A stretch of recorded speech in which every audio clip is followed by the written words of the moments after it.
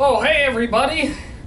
Welcome back! Here I am. I'm here, and I'm here. If you don't remember, a while back I found myself in a really strange void place. And I still don't know how I got there, but I moved a little further away from where I started. By Joe, I think I see the edge of wherever I am. Well, this sure doesn't help, because usually whatever's at the edge never comes out.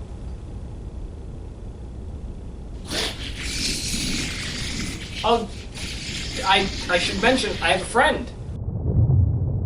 Whoa, what's happening? Whoa, I think we're crashing!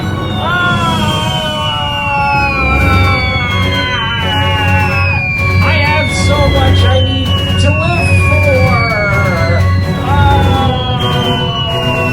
Whoa! Wow, what a drop! Oh, look where we are, everyone! Not home. I don't live here, and I sure don't know about you, but currently this isn't a place I think anybody wants to be in. Wild like wild. Oh man, you know, being here gives me a lot of thoughts. Thoughts about all the great Hollywood films that have come out, such as the following. But you know what also is really interesting? To just think of how many people have gone Hollywood. I mean, we have Scooby-Doo, Drake and Josh, Zach and Cody, I think, yeah, they won Hollywood. There was that special. Alright, who else won Hollywood? We're specifically looking for titles with the words Gone Hollywood. Yeah, alright, this helps. A TV movie called Gone Hollywood. Sure. But you know who else has gone Hollywood? Ryan and Sean, also known as the YouTube channel Niga Higa. They went to Hollywood years ago, specifically in the year 2008, and we got to see it in their very own movie, Ryan and Sean's Not So Excellent Adventure, which was one of the very first Wilds review episodes that I've ever done. It wasn't the first one, I think it was like episode 17. Out of all of them. Either way, I watched it and I talked about it, but I've seen it before. I've seen it years in the past. The first time I ever saw it was in 2010, about 2 years after it came out. And something that fascinated me about Ryan Higa and all of his videos is that he never really talked about it after it came out, nor was anybody else talking about it. Okay, well that's interesting. My video is the second video that comes up when you type in Ryan and Sean's Not So Excellent Adventure review. I didn't intend for it to be number 2. 417 views. I'm going viral. I mean, no surprise, I'm right underneath the Smoshcast about it, which is actually the only time I've ever heard Ryan Higa talk about the movie. I think it was referenced once in one of his videos on his second channel, but from what I understand, I think Ryan is under contract not to talk about it. Because he mentioned on the Smoshcast, I think how he signed an NDA that he can't disclose how bad the movie is. This is about me and what I said about this terrible movie, which, yeah, it was kind of bad. Although I do have a soft spot for the movie because it is very funny from what I remember about it. It made me laugh a lot. Although, again, I was watching it in 2010. I was a young kid around that time, so I kind of found everything funny. But I was also young when I did this episode of the Wild Review. It was 8 years ago. So let's see if what I have to say about Ryan and Sean's Not So Excellent Adventure still holds up today. Let's dive in and let's rewild this Wild Review episode. I don't like how that was phrased. So, hey, I'm so sorry, creepy creature that I'm not naming, but I'm on Earth now. I'm back home, but I'm not home exactly. And I have to do this on my own, so you have to go now. Ah! Hello, welcome to The Wild Review. I'm The Wild Reviewer, and today I'm going to review a thing. To me, YouTube is like the preschool for future actors, dancers, writers, music producers, animators, comedians, producers. You get my point. YouTube is preschool? I don't know about that. I think I understand what that whole mindset is all about. YouTube, at least at the time, for me, was deemed as the place where everybody gets their start. I think specifically in my head I was thinking Justin Bieber because he mainly got his start on YouTube. And a lot of creators that were popular on YouTube years ago when I started watching it, and early 2008, I believe it was. Hey, the year this movie came out, but I didn't see the movie around the time when YouTube was really just starting out. It was filled with a bunch of nobodies, and eventually they worked their way up to be somebody. And a lot of individuals did get very popular because they were on YouTube. They had the views for it. I mean, I know I'm going to go into this because this is just the direction it's going into, and also I remember talking about it, but there are a number of people that were popular on YouTube that got on television, had their own movies, like Ryan and Sean, and Lucas Cruikshank with the Fred stuff, and Annoying Orange had his own TV show. YouTube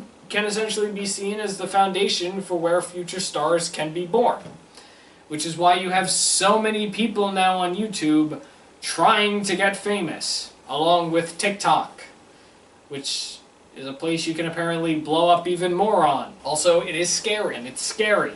Some of them have written books recently, some of them have had movies, television shows, they've made albums. So it goes to show that anybody that starts on YouTube could possibly have the chance of being like one of their favorite YouTubers. Though not many people think that it's just YouTube that started this whole media trend with being on television or pursuing a writing world of being an author. A lot of people think that all these YouTubers like Shane Dawson and Miranda Sings are following in the footsteps of the person that kind of started this media trend with being on television first.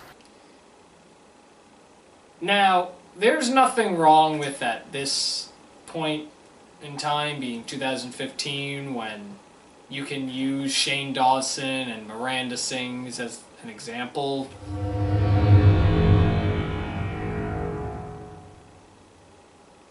The Fred videos were pretty popular, with them getting millions of views every time the videos went up. And because of Fred's fame, it led him going into a world that I don't even think Lucas expected to go into. Because of the Fred videos being so popular, he managed to make 2 albums, 3 movies, though one movie shouldn't have been made at all, and a television show that only had 1 season and didn't do that well with Nickelodeon standards. And, I mean, I don't think it was a good idea to have it at all.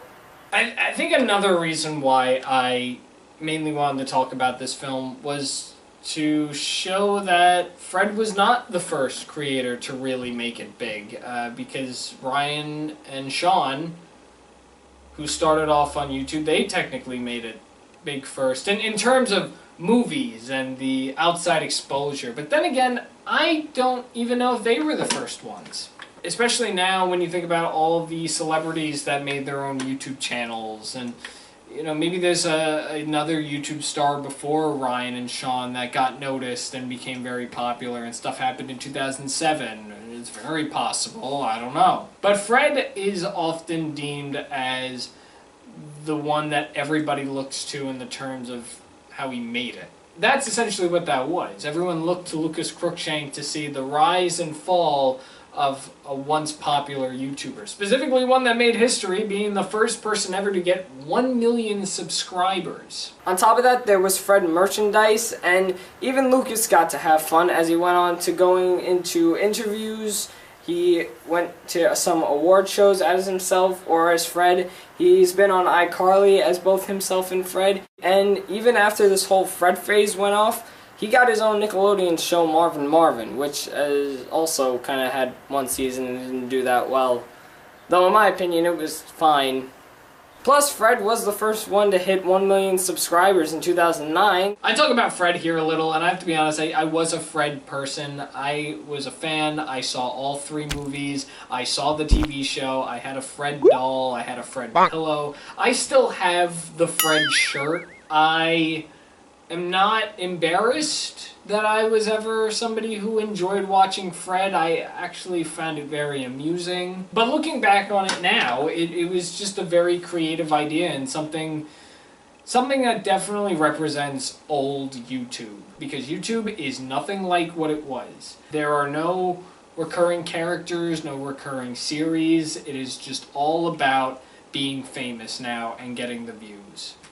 It's sad. Nigahiga till this date is still making videos. It's formed by Ryan Higa and Sean Fugiyoshi, who has had an absence for a while in the mid of 2009 to 2013. They make videos with their friends Will, Greg, and Derek now, and they are pretty hilarious. Though before Will, Greg, and Derek, Ryan and Sean, along with some other friends like Tim, and I think Ryan's brother Kyle, and a girl, they all made videos as well back in 2006. And you know what they were about? I don't know. Because they're taken off of YouTube due to copyright infringement. Apparently back then it was a big deal that if you had a song that was copyrighted in your video, it would be taken down. I mean, that kind of still happens today, but not as much. Because I see videos that have copyrighted songs all the time, and nothing's done about it. You can still have your channel removed if you have copyrighted material. Copyright on YouTube has been a problem for the last couple of years. I mean, I remember when the fair use issue started going around where videos were being taken down if even 1 second of a clip that didn't belong to you was in your video. Now, at the time, because again, remember, YouTube is a different place at this point, Ryan and Sean made their videos and most likely got popular because of their lip sync videos, which ironically enough is stuff that's still happening today on TikTok. In fact, that's how TikTok really blew up, because people just found that fascinating. I guess there's just something about lip syncing to songs that can get you really popular. I don't remember why I was bringing this up. I mean, I mentioned it in the video. Where was I going with this? When are we going to start to actually watch the movie? I feel like I've been here for 20 minutes and we haven't even gone into the review yet. If I'm gonna be honest, I've never heard of this movie in my life. Well, I mean, like, now I have, because I've seen it multiple times. But in 2008, I've never seen trailers for it. I've never seen any promos or posters for it. I didn't even know this was a thing. I didn't know who Ryan and Sean were. Once I heard about it, I instantly downloaded it into my iPod Nano, and I physically watched it over and over again because I really liked it. It was funny, it was interesting, and then I stopped watching it for a while. This was a low-budget movie, and I just want to emphasize that I downloaded it legally. I don't know why I didn't mention that I got it off of iTunes. The movie is on iTunes, or at least it was on iTunes. I don't even know if it's on there anymore. I don't even know if... Is iTunes still around? I think they got rid of iTunes. I think it's just the music app now. Either way, Ryan and Sean's Not So Excellent Adventure was for purchase on the iTunes store in 2010. I bought it and downloaded it into my iPod, so I bought it legally. I just wanted to clarify that because I don't know why I didn't just now. So I guess the first source of evidence of why I've never heard of this film is because I don't know who these people are. We're physically 10 seconds into the movie, and we've been introduced to people that I've never heard of, a production company I've never heard of. I just never heard of this, okay? It's a low-budget movie. Typically, when you have an independent company or a low-budget company, you're not going to know absolutely everybody. There are some movies that are low-budget that get very big names, like A Talking Cat has Eric Roberts. He's pretty popular. I think what matters the most is if they're into doing it, and if they don't mind not being paid over $100,000 for just a minute of their time. It's low budget. Stop making jokes. Just watch what this company did poorly. So after 2 minutes of opening credits, we get a nice scene of California, a hot girl in the scene, and Michael Buckley. Huh. Michael Buckley is another YouTuber, or at least was another YouTuber. I have no idea what he's up to now. But he was also in this movie, and at the time he was also very popular for doing his show What the Buck. I'm sure he was in the movie for the same reason that Jenna Marbles was in the Smosh movie. Now we have to look to see where Michael Buckley is. Alright, well, you go on his channel. His last video was 5 years ago. Wait a minute, what does this say? My name is Michael Buckley. I am a retired YouTuber. I was known for my What the Buck show.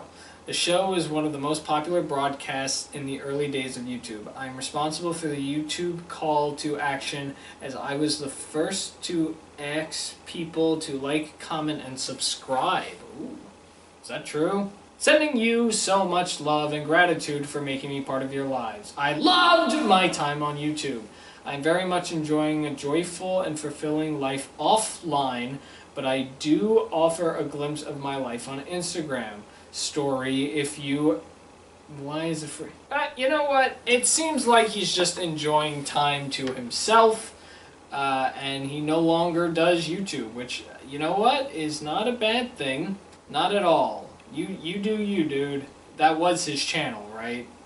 There weren't any other What the Buck channels. All of his other videos must be deleted or privated.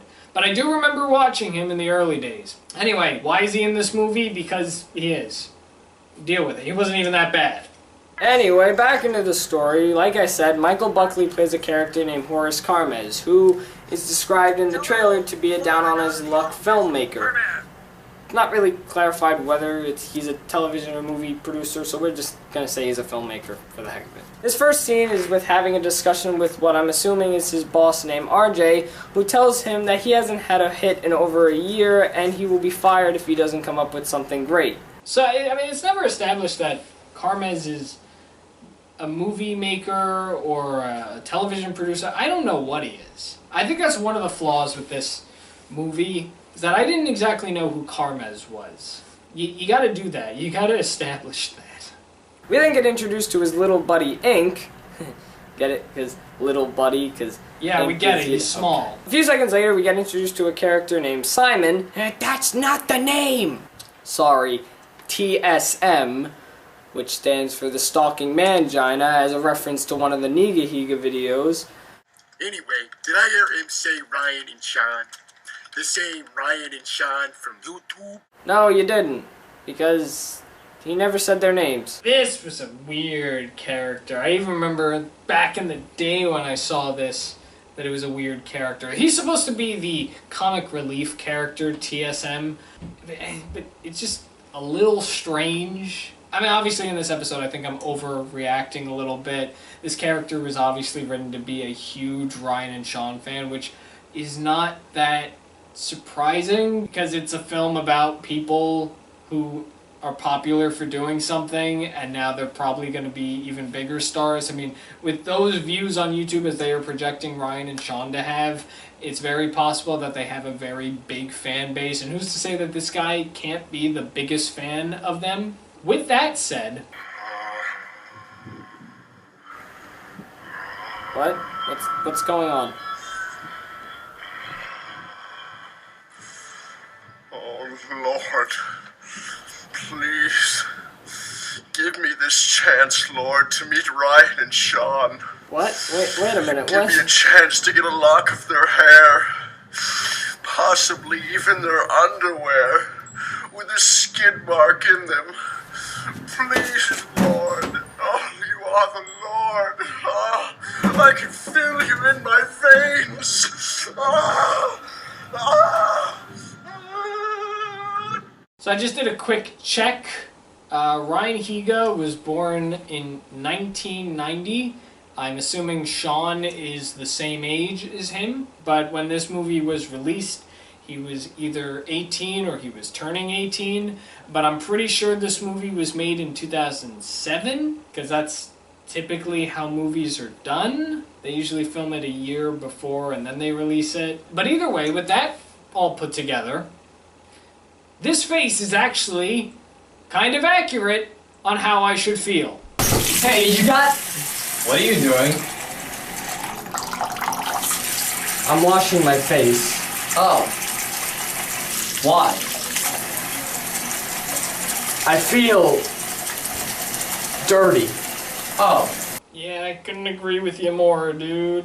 Also, for those that are unaware, the other character is a character named Marty. He was a recurring Wild Review character back in the day. I stopped doing stuff with the character in 2016. I didn't mean to say the year. In Season 3, I retired the character Marty. He was played by my brother. Again, if you're new here, you probably don't know this, but I was trying to do like a nostalgia critic kind of show with the Wild Review, and it just didn't work out for me. I eventually found my footing with just being natural and being honest like I am now. So it didn't work out.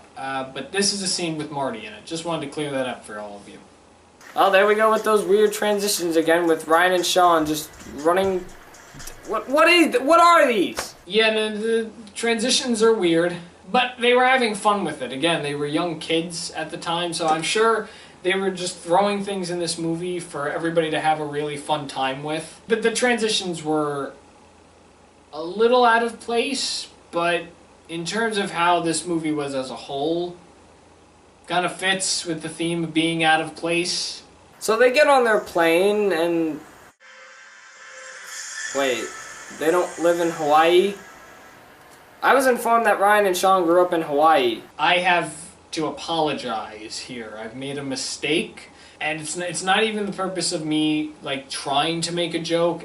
When I did this specific joke or comment, whatever you want to consider it, I was being serious about it. Like, this is when I was trying to really critique what I was watching. Ryan and Sean are from Hawaii, and I've just made the comment that they are flying from a different country to Hollywood. I did not realize that they were flying from Hawaii, because you can clearly see if you stop right there, that says Hilo, which is a town in Hawaii. It happens a little too fast, so obviously I missed that, so that's wrong. They were flying from Hawaii to Hollywood. Sorry. I think it's time for some hardcore music. Yeah! Yeah! Yeah! Yeah! Yeah! Yeah! I'm so excited tonight. Gonna call on my girls, time to ride. Okay. So this is a thing. They just turn on the song and they all know the lyrics and they're lip syncing to it. And it's a sing-along. I think it's a nod to their old videos. You know, how they used to lip sync. Remember when I just said that? There are actually a lot of nods and references to their content, like we're going to see their character Helga in a few moments, and the big green ball that they have that bounces around from time to time hitting people. It's in the opening titles. So this movie definitely screams out Ryan and Sean content.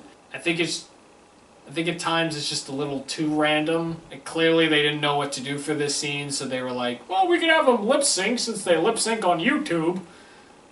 Alright. What the hell? Alright, let's see. We had farts earlier in the movie. Pull up your pants, you morons. Hollywood at its finest. Making comedy. So the scenes just keep on getting a little weird and scarier. Oh, Jesus! And the award for the worst fight scenes go to these people. Congratulations! I don't know if this is a... Did we ever establish if this was a kid's movie? I don't think we did. I don't think it's ever been established if this movie was made for kids or not.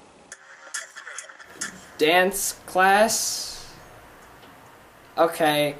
I thought this was a movie about two internet stars going to be in movies, acting and stuff, doing auditions. Where did the auditions come, as mentioned? Why are they in dance class? We're just jumping around here, aren't we? this is what younger me is catching on to, but he doesn't know the proper words for it, I think.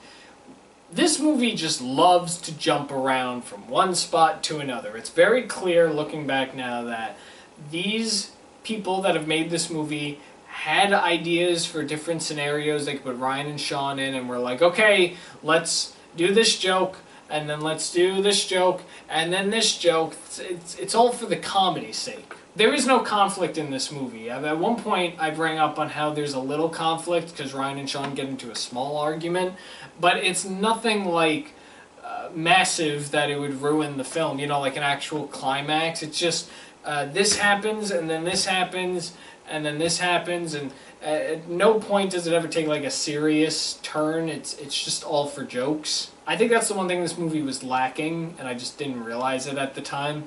That there really wasn't that big of a climax here. Another word we can use here is the word conflict.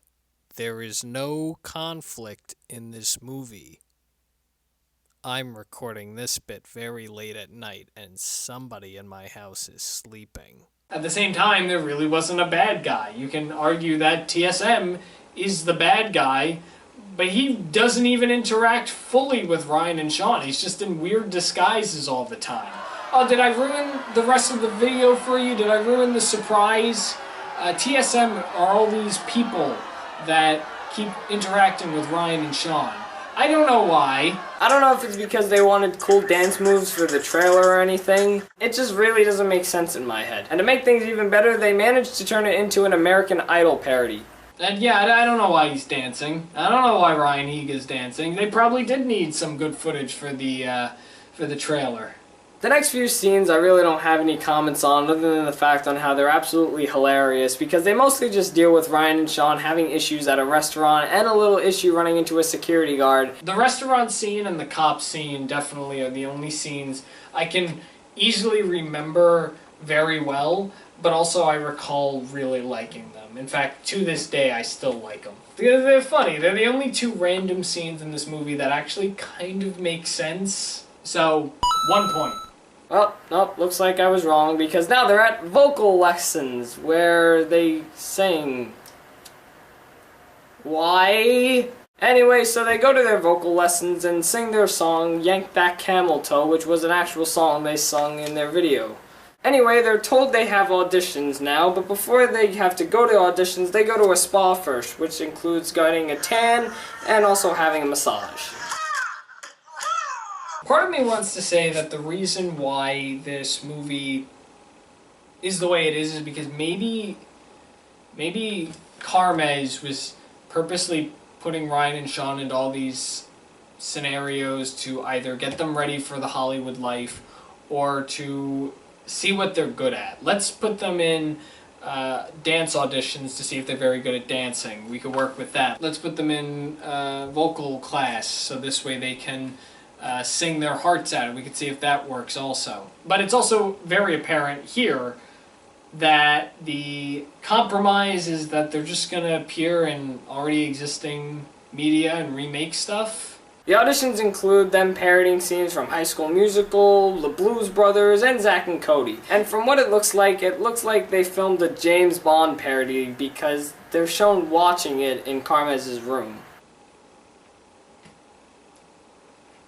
Can we go back to Carmez for a second? What does he do? What is this character? Is he a producer? Is he a writer? I don't know what he is. When Ryan and Sean realize that what Carmez has planned for them is mostly just remakes, they decide to just walk out on him, seeing on how they just don't want to recreate other people's work. I hate to see a grown man cry. Yeah, me too. This scene just kind of feels like a waste of time. I remember when I saw this for the first time and I was like, that's it? Oh, alright, well, I had fun watching it, but now when looking back on it, I look at it and I'm just like, I feel like we were cheated out of a story here. Because yes, going back to the very small climax, if you want to call it that, nothing really major happened here.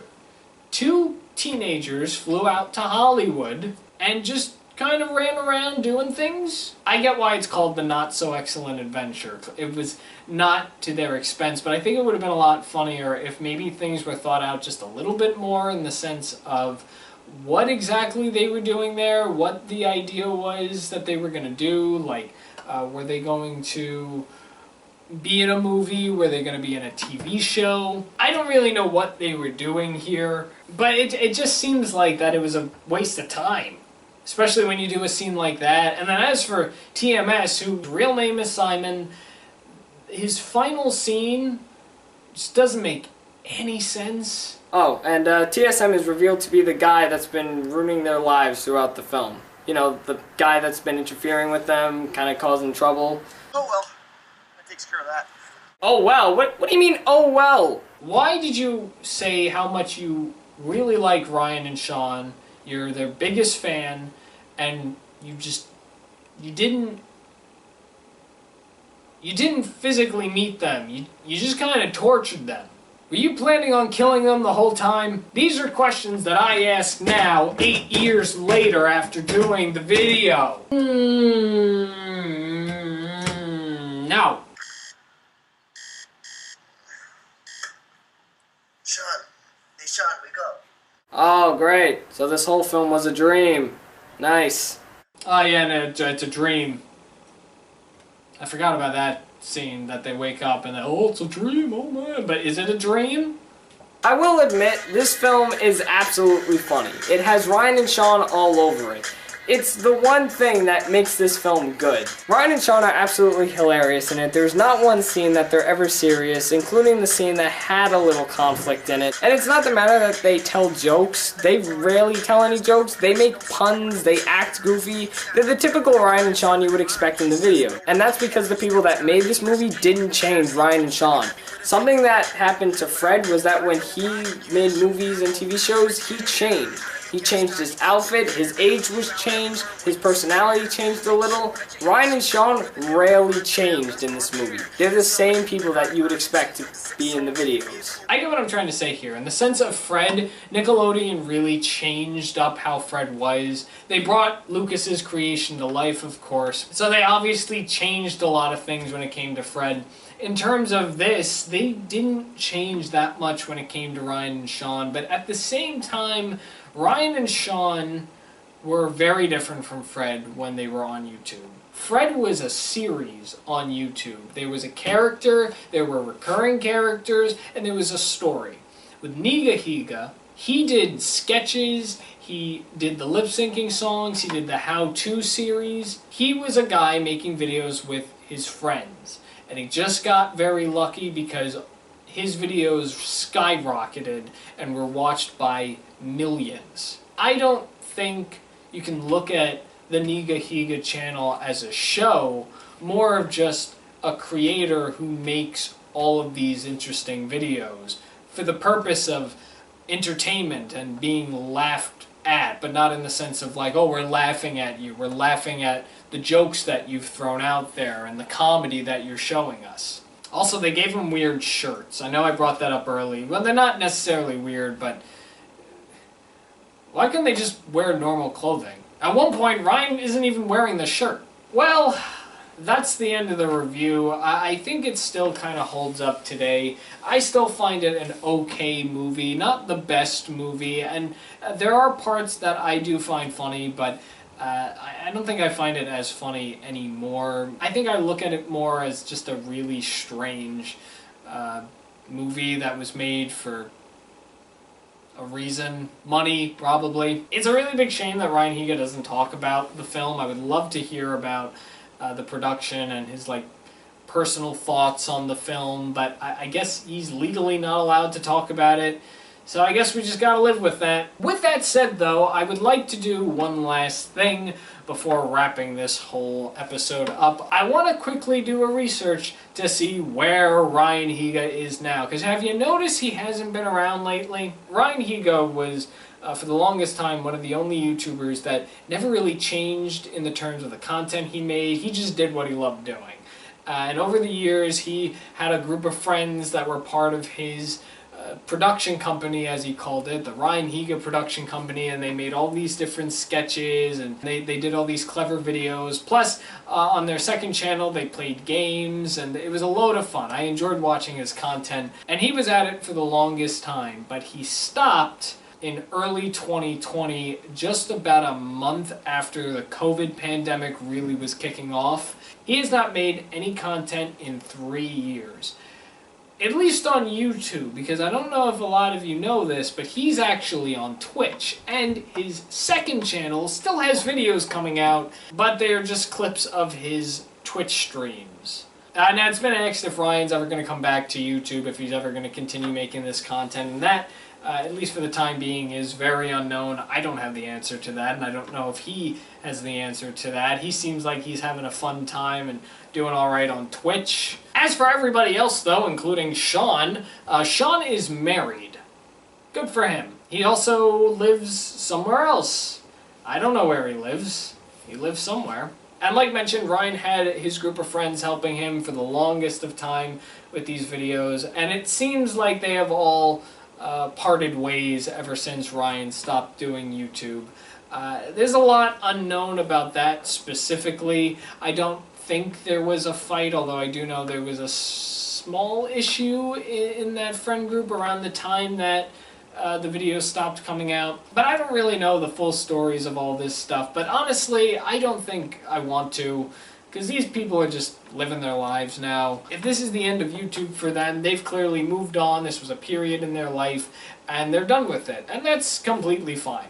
I enjoyed watching their content. I haven't seen their content in years, obviously, ever since they stopped making stuff. But it's always fun to go back and check out some old videos that make me laugh. And as long as they're all happy doing whatever they're doing, that makes me happy. And that's how I'm going to end the topic. That brings us to the end of this episode of Rewild. The very first Rewild of the new season. Welcome to the new season of Rewild, Season 3, hooray! And you know what, I quite like the idea of being in new places. Obviously, this place is kind of getting a little dull on me because we've been here for quite too long, ever since the beginning of this episode. So, you know what? I think it's time we move forward and we go somewhere else. So, to see where I'm going next, you're going to have to come back next week and check out the next episode. I'll be somewhere different in every episode. That's what we're going to do. So with that said, thank you for checking out this episode of Rewild, and if you have any suggestions of any other Wild Review episodes you'd like me to look back at, let me know in the comments below, and with that, I will see you next week on the next episode of Rewild. Also, let me know what you thought about this in particular video, what you thought about my thoughts, my comments, and if you'd like to check out the original episode, it'll be in the description below, as well as the previous 2 seasons of Rewild. You can also check out the episode that came out before this, which was my April Fool's one-off special that I decided to do in the Void, so you can check that out. And with that, I'm off to somewhere else. Let's go away now. Thanks for watching The Wild Review on The Wild Reviewer, and you just saw me review a thing. Off we go! Where are we going now?